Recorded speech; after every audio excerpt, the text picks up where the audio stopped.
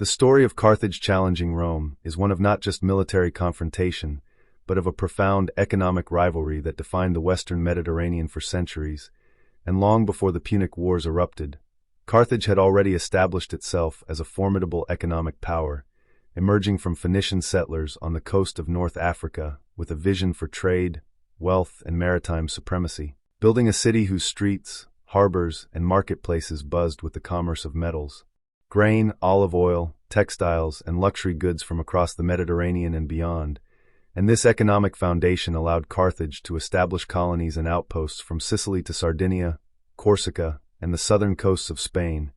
giving it strategic access to resources and trade routes that Rome, still largely land-based and expansionist, could not control. And as Carthage's merchant fleet grew, it became the largest in the region, allowing the city to monopolize key maritime trade and influence neighboring states through both wealth and diplomacy,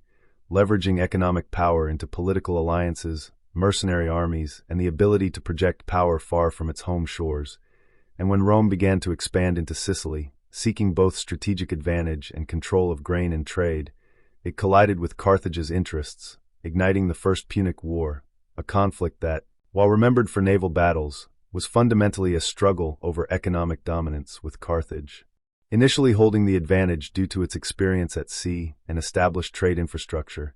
Yet Rome adapted rapidly, constructing fleets, innovating technologies like the corvus to board enemy ships, and integrating its economy into military logistics, showing that economic resources directly translated into the ability to wage war. And although Carthage eventually ceded Sicily and paid reparations, it shifted focus to Iberia, where silver mines, fertile lands, and control of trade hubs allowed it to rebuild wealth and support a new generation of military campaigns, while simultaneously establishing a network of mercenary forces whose loyalty and financing were secured through the city's economic might. And it was from this environment of wealth, trade, and strategic planning that Hannibal Barca emerged, trained from a young age to understand the value of both money and logistics in warfare. And when he famously crossed the Alps to invade Italy, his campaign was not just a tactical masterpiece but an economic one, reliant on Carthage's ability to fund his army, supply it across hostile territory, and sustain prolonged operations far from home, while Rome, confronted with this extraordinary challenge, responded by reorganizing its economy to support extended campaigns, raising taxes, mobilizing citizens, and integrating financial management with military strategy, understanding that without economic infrastructure, even the largest armies could fail. And throughout the Second Punic War, Carthage consistently used economic pressure as a weapon, attempting to disrupt Roman supply lines, leveraging allies through trade incentives, and utilizing its control of Iberian resources to fund operations and influence regional politics. Yet Rome's resilience and ability to innovate economically eventually turned the tide, as Scipio Africanus targeted Carthage's economic base directly in Iberia and North Africa, capturing key cities, cutting off revenue streams, and forcing Carthage to defend both its territory and its wealth simultaneously, culminating in the decisive Battle of Zama, where military defeat was inseparable from economic vulnerability. And after the war, Rome imposed harsh reparations, dismantled Carthage's fleet, and imposed limits on trade and expansion, effectively neutralizing the economic engine that had allowed Carthage to challenge Rome for centuries, while also demonstrating to the Romans the critical role of economics in empire building, from taxation, trade, and mercenary funding to infrastructure and logistics. And even in the Third Punic War, Carthage's remaining economic potential was destroyed, as Rome systematically razed the city, enslaved its population, and absorbed its territory, leaving only a memory of the city that had once been the richest and most influential economic power in the Western Mediterranean. Yet the lessons of this rivalry endure, showing that the ability to control trade, resources, finance armies, and influence allies can be as decisive as military strategy itself, and that Carthage's challenge to Rome was not merely about land, borders, or battles, but about wealth, commerce, and the power of economic foresight. And as we reflect on this history, we see how economics shaped diplomacy, warfare, and empire, proving that the rise and fall of civilizations is often determined not only by the sword but by the ledgers, trade routes, and markets that sustain them. And in recounting Carthage's story, we understand that every military maneuver, alliance, and siege was underpinned by economic calculation, that wealth could fund ambition, and that Rome's eventual supremacy was as much an achievement in economic management and adaptation as it was in military conquest, making the saga of Carthage a timeless lesson in the enduring power of commerce, strategy, and the inseparable link between money and empire, demonstrating that control over resources, trade, and economic influence can challenge even the most ambitious state, and that the story of Carthage and Rome remains a testament to the fundamental role of economics in shaping the course of history, from the bustling harbors of Carthage to the strategic campaigns of Hannibal, to the administrative genius of Rome, all underscoring the truth that wars are won not only by armies but by the ability to sustain, finance, and strategically deploy resources, and that the legacy of Carthage's economic challenge continues to resonate, showing us that wealth, trade, and economic strategy have always been central to the rise and fall of empires, a lesson that echoes from antiquity to the modern world,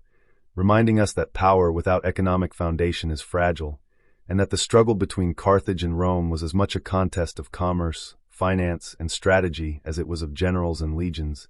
encapsulating a complete arc from prosperity to destruction, and leaving a historical narrative that emphasizes the profound influence of economics on human civilization, the shaping of empires, and the enduring lessons of strategic foresight, resource management, and the intricate dance between wealth and power that defined one of history's greatest rivalries. This rivalry was not merely fought on battlefields but in marketplaces, harbors, and councils, as Carthage meticulously used its economic strength to influence neighboring states, bribe allies, and finance mercenary armies whose loyalty was secured through pay and opportunity, while also investing in shipbuilding, harbors, and infrastructure that ensured the flow of goods and resources remained uninterrupted even during periods of military tension, and it was this economic sophistication that enabled Hannibal Barca to mount his audacious campaigns during the Second Punic War, as the Carthaginian treasury funded the recruitment of Iberian, Gallic, and Numidian troops, supplied elephants and siege equipment, and maintained long supply lines across the Alps into Italy, with every step of his campaign carefully underpinned by Carthage's capacity to sustain distant operations through trade revenue, stockpiles, and alliances, while Rome, facing catastrophic defeats at battles such as Trebia, Lake Trasimene, and Cannae, was forced to innovate both militarily and economically, establishing new taxation systems, mobilizing citizen soldiers, creating emergency grain reserves, and building roads and infrastructure that allowed rapid troop movements, demonstrating that the ability to wage war was inseparable from financial and economic planning. And as Hannibal ravaged the Italian countryside, Carthage attempted to leverage economic pressure by encouraging revolts among Rome's allies and disrupting trade, though Rome's resilience and administrative acumen eventually countered these measures, culminating in Scipio Africanus' strategic invasion of Iberia and later North Africa, where Rome targeted the economic heart of Carthage by seizing key cities, cutting off silver mines, and undermining the financial base that had supported Hannibal's campaigns, ultimately forcing Carthage into defensive positions, and the decisive Battle of Zama illustrated that military defeat and economic collapse were intertwined, as Carthage's loss of wealth directly limited its ability to sustain armies, pay mercenaries, and influence allies, resulting in harsh Roman reparations, the dismantling of the Carthaginian fleet, restrictions on trade, and the loss of territories that had been the backbone of its commercial empire. And yet even in destruction, the lessons of Carthage's challenge endured, showing that the rise and fall of empires was often determined as much by economic foresight, resource control, trade networks, and financial strategy as by generals, legions, and battlefield victories. And as Rome absorbed Carthage's territories and wealth, it internalized the importance of integrating commerce with military planning, building roads, ports, and administrative systems that allowed it to dominate the Mediterranean economically as well as militarily. While historians reflect on Carthage's legacy as a cautionary tale of how economic power can rival military might, how control over trade, markets, and resources can shape the course of wars, and how the interplay of wealth and strategy defines the fate of civilizations, leaving an indelible lesson that in the ancient world, as in modern times, the nexus of commerce, finance, and power can create empires, sustain campaigns, and determine history, and that the Carthaginian challenge to Rome remains one of the clearest demonstrations that economic foresight, maritime mastery, and strategic use of wealth can challenge even the most formidable military powers, shaping the destiny of nations and leaving an enduring imprint on the annals of human civilization,